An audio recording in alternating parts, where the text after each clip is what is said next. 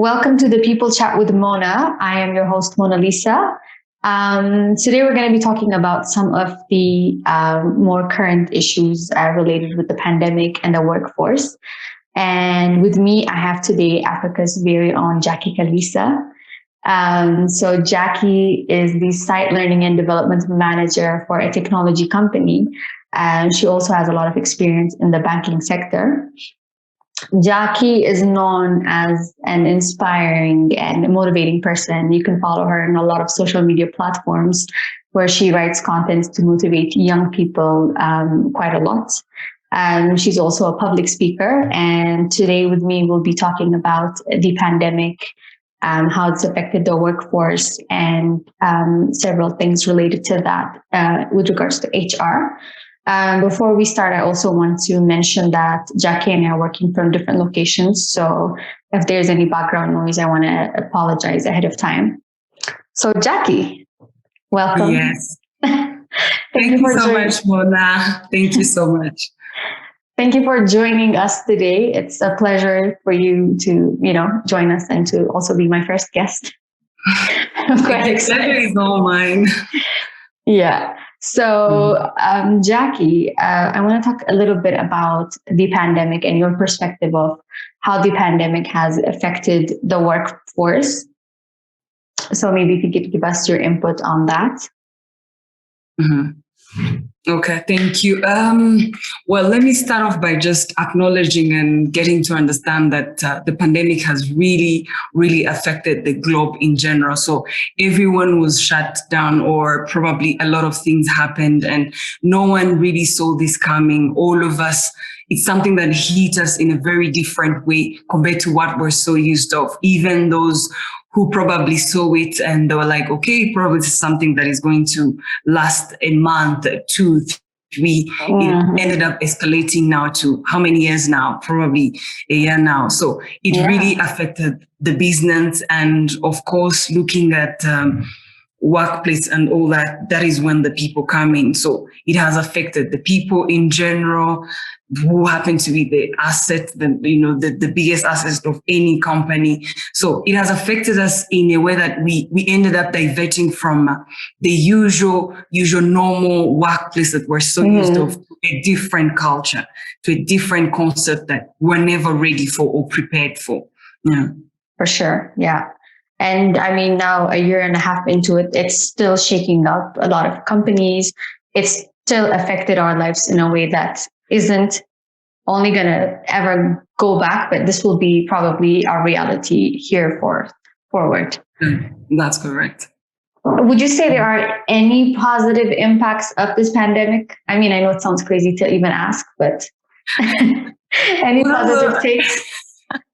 I think at some point we don't really have to only look at the negative side. Yes, it has affected very many people and all of us are still affected. But if you look at the positive side of it, which is what I always look at, is how we all became creative. I mean, we came up with solutions that we were never used before. We came up with working remotely. How many of us ever thought that we would stay home, deliver and work is done? So exactly. I think it's a positive. I mean, it's a positive thing because we came up with solutions. And another thing that I always touch about, which is a point to look at given the nature of work, and is to look at families. So those who have families, this was really an opportunity for them working from home, and as well as spending time with your loved ones, and also looking at the women in general who happen to be the mothers of the family. So they got some little time with the family, the loved ones, spending time with the children. For sure. So I feel like it's at some point it's an advantage or a positive thing about it. Yeah, for sure. That's one thing I would also say is it's definitely changed how we see things, in a sense that nobody would ever imagine hybrid work model or working from home could be something that we could see as a possibility. But now, looking at the effect from an employee perspective, how do you think that's affected them in a sense of their mindset and attitude towards their work now? And I ask you this because I'm sure you also read it. We've seen a lot of highlights from, I think, a study that came from an article in Bloomberg that said about 40% of employees said that if they were asked to go back to work full time, they would quit their jobs. And I know that's a big number that's going to affect a lot of big companies. But from an African perspective, do you think that could be a reality for companies here? Or do you think that's something different given the fact that we have differing employee unemployment rates, I mean? Let me start off by touching on the bit of the employee mindset. Mm-hmm. That's one thing that we all have to acknowledge, because in all our mindset, including ourselves, because I'm also an employee, let me just use that.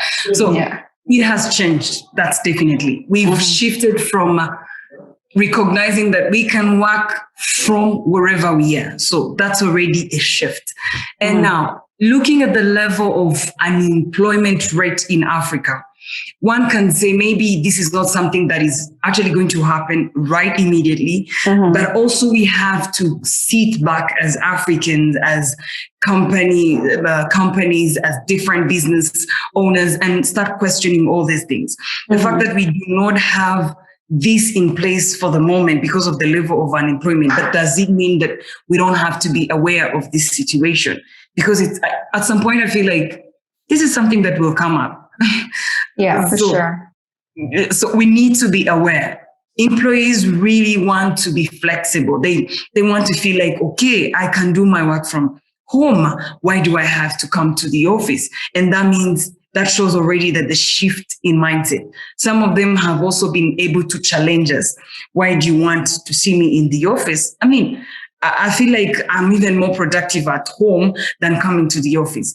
While it also takes us back to some of them really feeling like, okay, why do I have to stay at home? If I stay at home, maybe certain things can happen. So I think looking at it and assessing it from an African concept or perspective, well and good, it's not yet on hand at the moment, but it's something that is going to show up at some point. And we need to start now preparing ahead. We need to be ready. We need to start thinking, okay, if this happens, what are we going to do? Are we flexible enough? Are we thinking of all the millennials in place, the Generation Z? So all these things are some of the key points that we need to start tackling as business owners, as leaders in these organizations, to be able to come up with a solution now that we know that this is a problem that some other global countries are facing. Exactly. And I think the answer for a lot of these global companies now is the hybrid work model. So what's your perspective on the hybrid work model, especially in the African context? Well, in the African context, it's still something that we're not so really, we haven't welcomed it with open arms, I might say. Yeah. It's still, we're still debating. We're still thinking, okay, should we really take this? Should we start thinking about it? But if you look at as a global, or if let me say, in my view, I will just say in my point of view, this is a model that is actually going to create other opportunities. I mean, people are going to be flexible. They're just going to be anywhere at any time. If I'm lazy, let's say, for example, some people are going to be like, okay, I woke up lazy. So if I want to do something from this other certain place, then I'm going to do it. And so it gives you room to be somehow being able to deliver from wherever you are.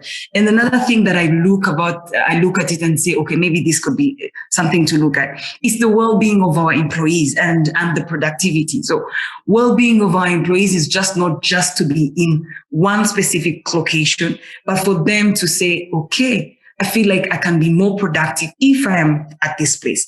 If I go at the beach, for example, that's an example, because these are things that we see. Oh, if I go I go to a cafe area and I'm like, this is where I feel like working from. So these are all the trends that are going to come up in future, and we need to be prepared and say, I can take the challenge. So hybrid work model, it might not be effective in Africa right now or in any other location that you can think of, but it's something that we have to embrace as this is the future of any other workplace looking forward. Yeah, I definitely agree. I mean, I for one would love to work from the beach instead of the office.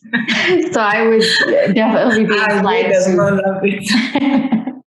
I'd be inclined to working for a company that would offer me that versus one that says, come to the office 5-6 days a week, and that's mandatory. Yeah, wow. So I definitely agree with that. But now with the whole pandemic, I mean, it's not like everybody's working from home, especially essential workers. They're now still coming to the office. I mean, some people still haven't been able to work from home or experience that because they're considered essential. And I don't know if this is just my perspective, but I have seen in a lot of people that there's this certain attitude towards, like I'm very important. That's why I'm being called in the office. But because my colleagues now get to work from home, they don't have to commute to work or, have to wake up and rush to the office every morning.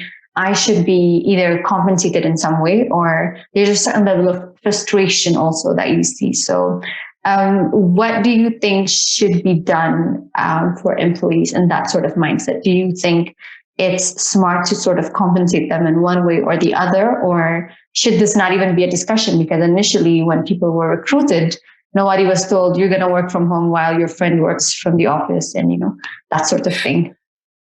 Yeah.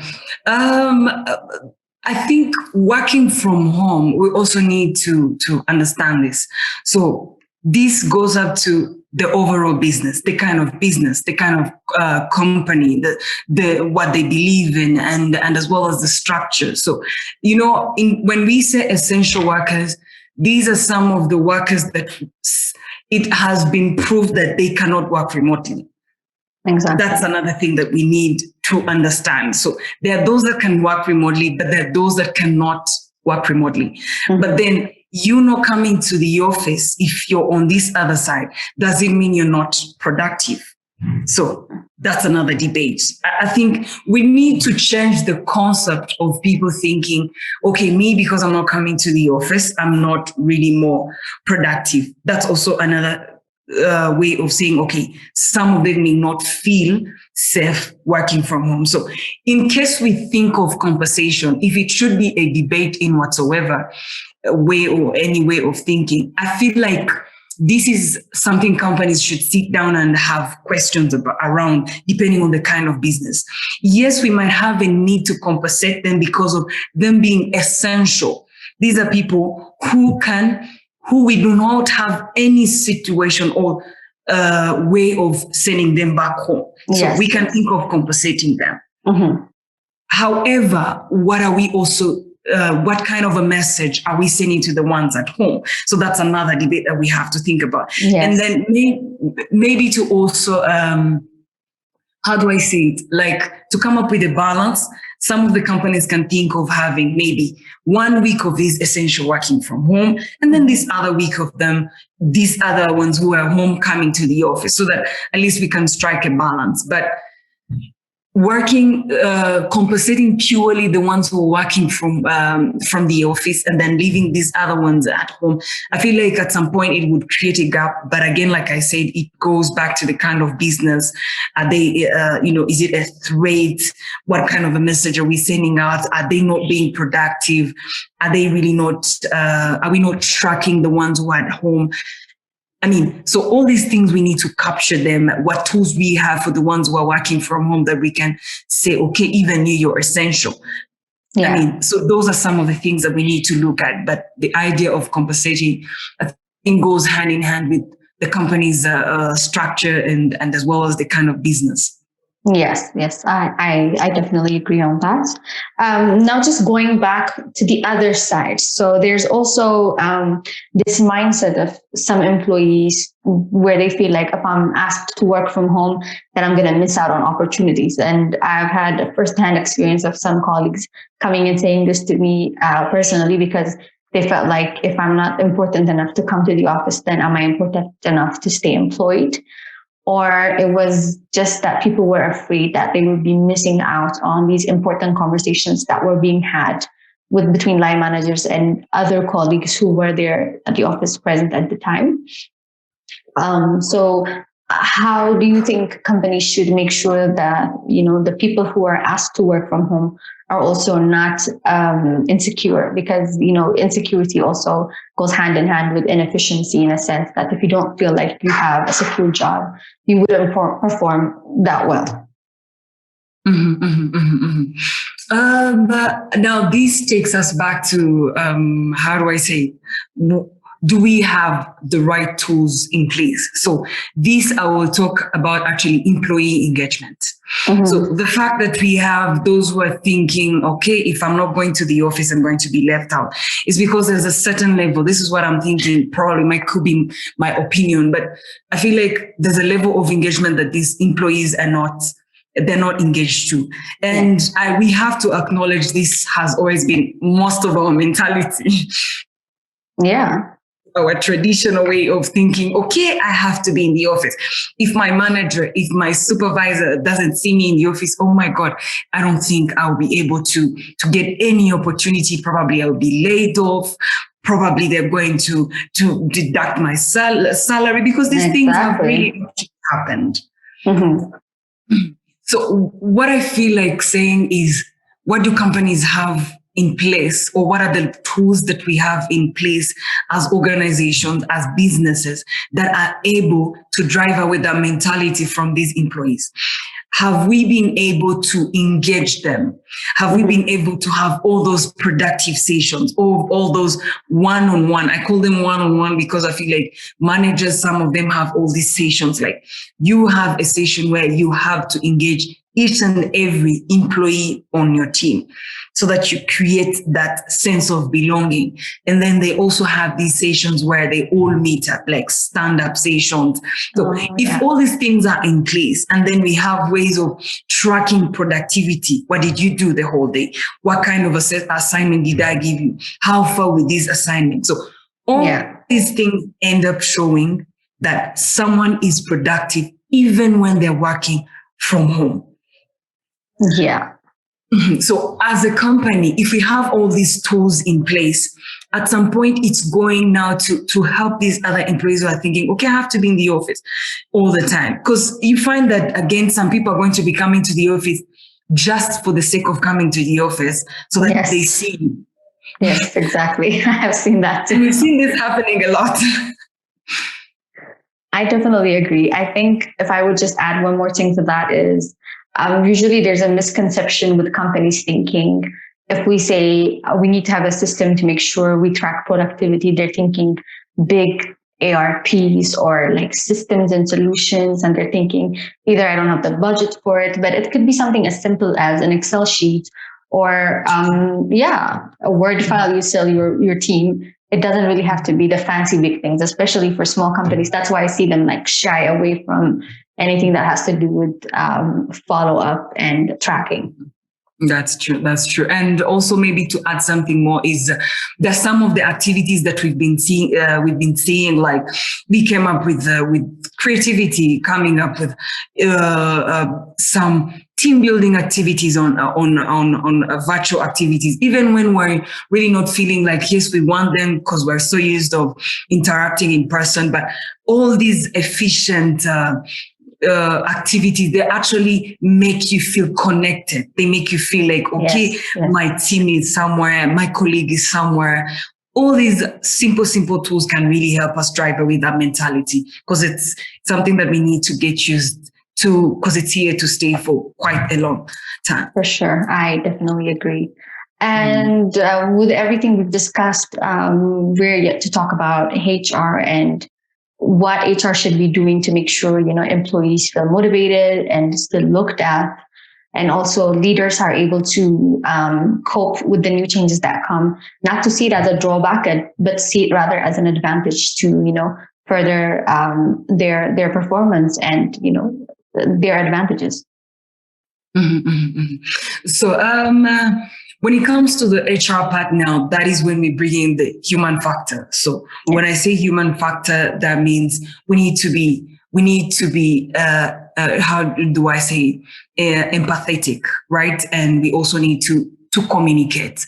if there's something that I've really learned and something I've observed during all this period while the pandemic was hitting almost all of us, is how communication has been very, very key. Yes, agreed. So this is a factor that almost everyone, we all of us had to gather together. Information was something that is driving all of us.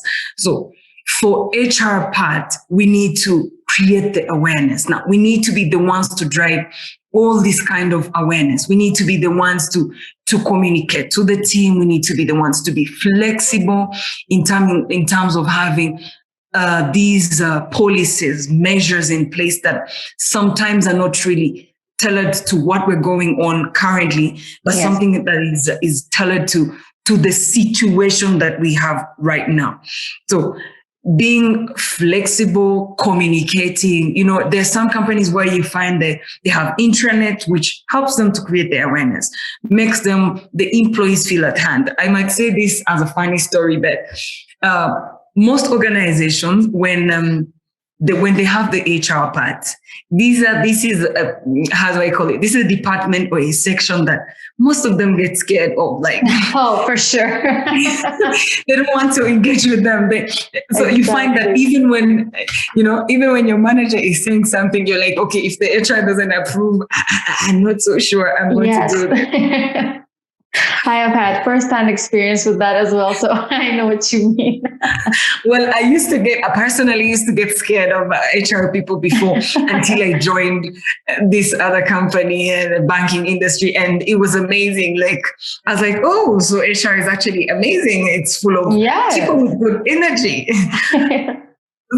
So all these how do I say decisions, approaches, and measures, if we're not the ones now to influence them, including that human aspect of it, if we don't drive this awareness, I feel like there's a level of some understanding, or employees won't really be getting, because they will be at some point scared if you tell them what from whom. And HR is not saying something, they'll be like, okay, if they're not saying, probably they're going to deduct my salary. Oh, and yes, for sure.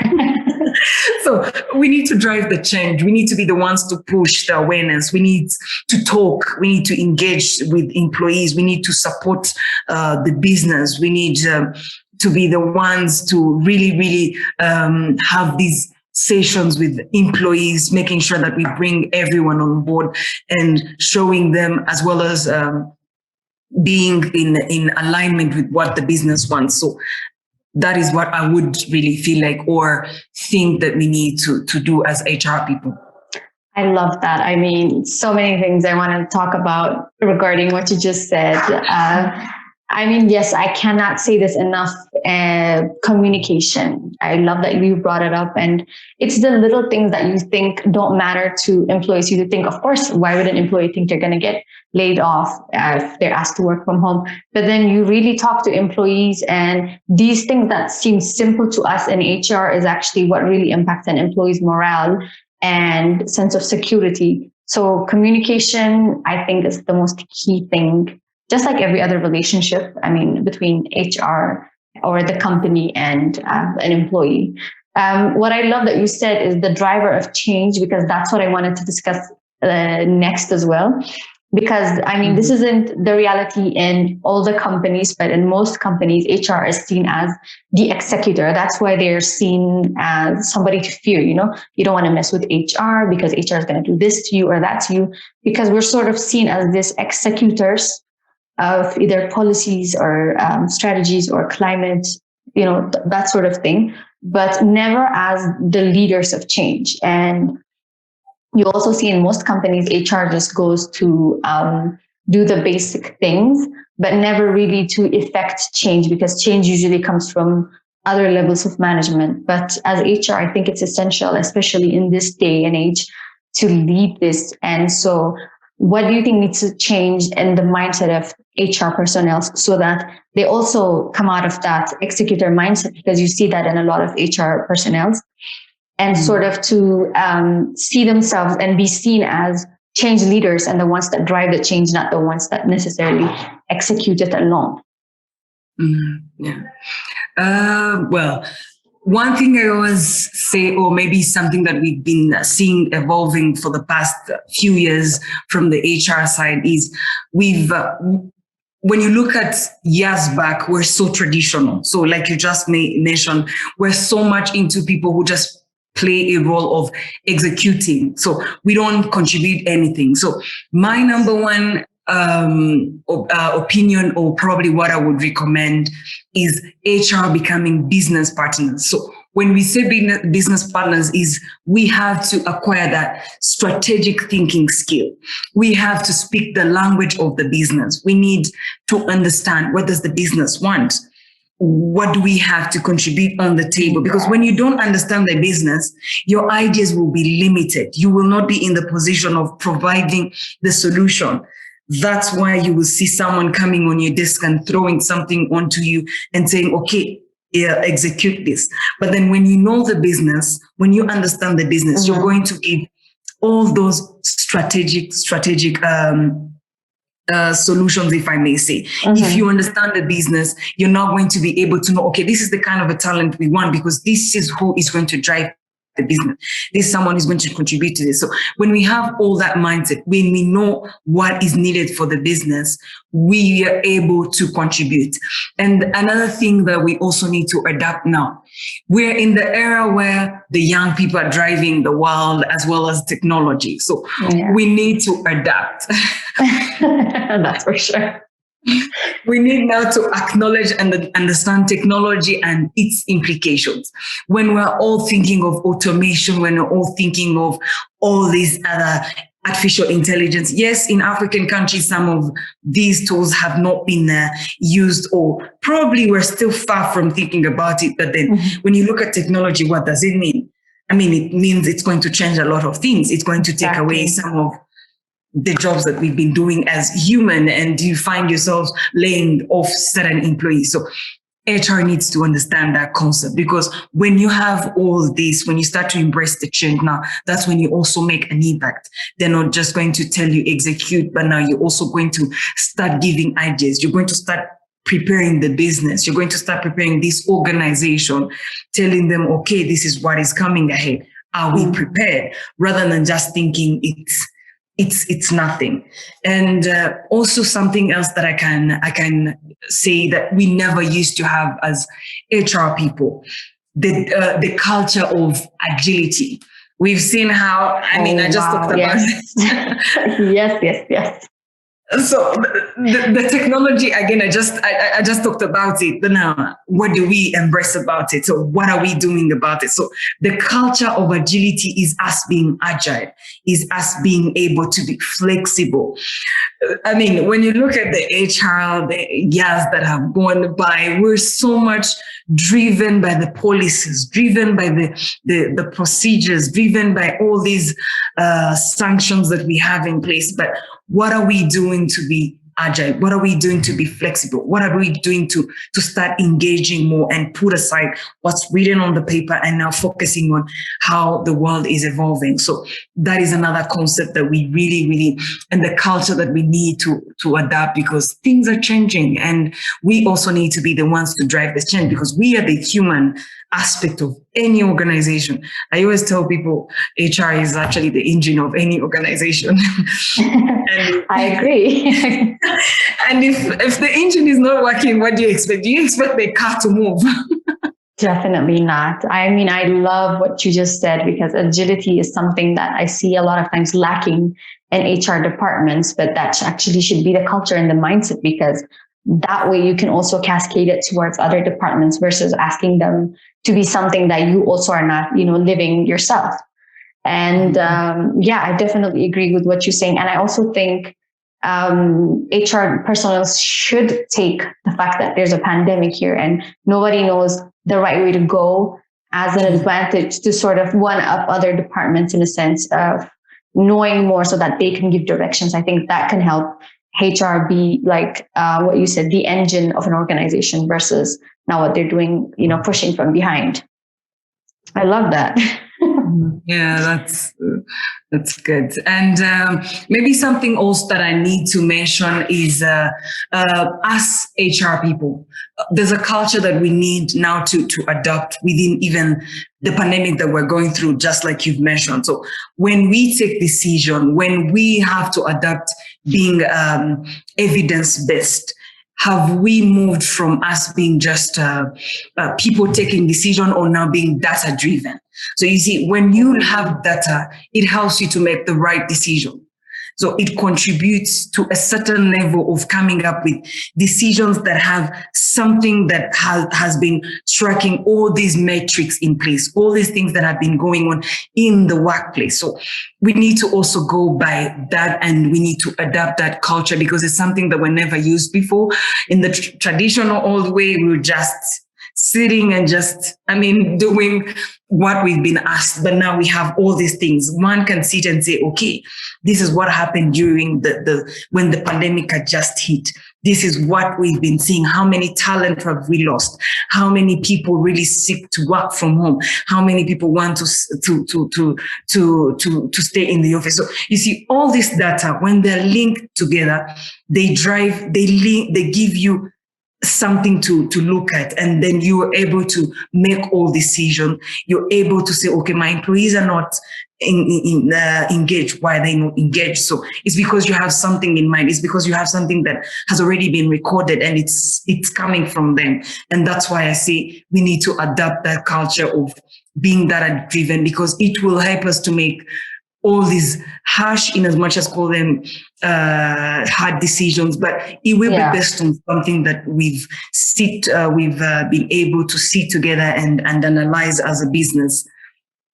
That is music to my ears. I think data is very important. I think when you're able to show figures and numbers, you also sort of gain the trust of the people that you're trying to influence, in a sense that this isn't just your intuition or, usually how HR approaches things of saying, that's the way it's done, that's the policy, the procedure, versus you actually coming up with reasons and figures to sort of inspire people. I think that's very beautifully put, actually.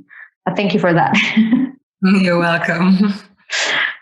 Well, thank you so much for joining us today. I hope we have another session like this in the future. Sure. Yeah, I think that is it for today. And I hope I can also hear from you guys and hear your perspectives on what we discussed today. Thank you guys so much for listening, and have a nice rest of the day. Bye. Bye.